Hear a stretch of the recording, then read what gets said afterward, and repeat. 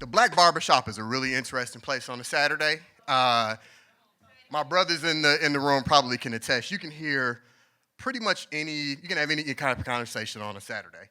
It can be from sports to relationships to politics, everything all in between. And I remember a couple of weeks ago, I was in the barbershop, and we were having a conversation around the black youth in Milwaukee. And what's always really interesting to me is, especially when black folks, especially of my age and a little older, we make it, we get really, really white-winged. It's really nasty sometimes. Very conservative, and we don't even understand some of the things that we are saying that are a detriment to our people, and looking at how we made it out and aren't actually trying to do the things that we need to do to dismantle the systems that keep our people trapped. And so, exploitation, why did I center on that? I kind of asking myself that, so it's going to be a little stream of consciousness, y'all. But I heard the young lady that just came on the stage before me talk about, her mother being sex trafficked. That's exploitation. I look at what's happening in our community here in Milwaukee, and we look at what's happening across this country, and we look at the loot and the pillaging that's happening in the Treasury and in corporate America. It's all exploitation in pursuit of extracting as much profit from us as humanly possible. And I can't think about those things without thinking about how this country literally started in its original sin, which is the greatest mass exploitation that's ever happened in the history of the world, which is slavery, right? So y'all stay with me because I'm going to go somewhere here in a second. So as we think about slavery, right, we took a mass of people, and I'm going to back up for a second. As I think about exploitation, I also think about colonization. I heard you say, I think it was Aaliyah saying she wants to decolonize every part of her life. And decolonization has caused, I've had many conversations with folks that look like me, black, brown, otherwise, and a lot of us have no idea where we come from, right?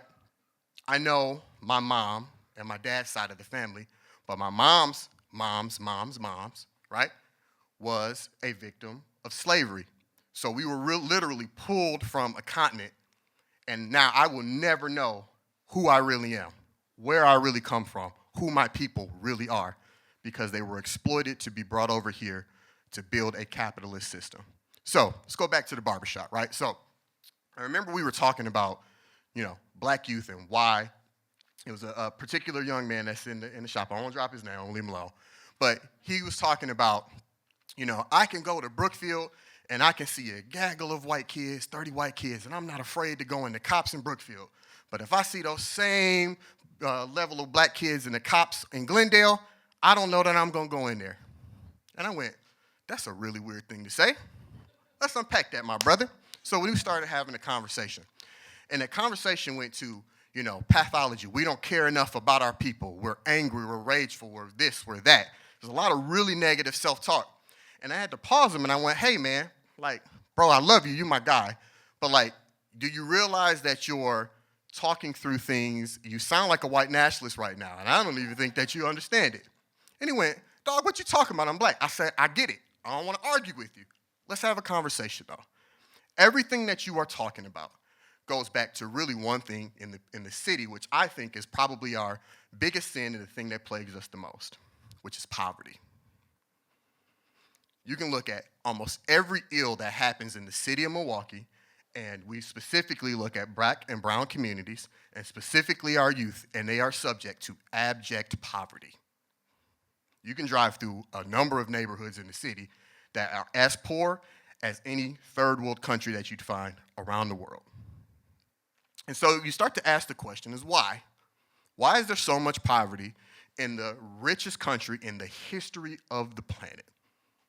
I heard us talking about SNAP benefits, and I feel for everybody that was impacted. But I start to ask the question is why in the richest country in the history of the world do we have anyone that goes hungry? Why do we have, in the richest country in the history of the world, anyone that is unhoused? Anyone that does not have health care? Anyone that has a service that they need, education? I could go on and on and on and on. And the theme that runs through for me is exploitation. All of us are exploited. And by and large, we're exploited because they are a very small group of people that have to take as much profit as they need and literally are destroying the world to do it in order to hold on to as much money as possible. And so, as I bring that back to a conversation in the city of Milwaukee and what I was talking about, was having a conversation of saying, hey, we need to start to look at structures and systems and not incidents and single one-off situations of someone acting bad or there being a situation that makes a community, quote unquote, look bad. Because there is typically a system or a structure that is behind it that is driving the things that you see that are negative that are happening in our communities, on our news, in our families, so on and so forth. So what I will say is fuck capitalism, all right? Fuck capitalism. Start looking at systems, challenge the systems in your way of thinking. We all can be better, and there is no reason that we all cannot have the things that we need in the richest country on the planet. Clap it up, clap it up.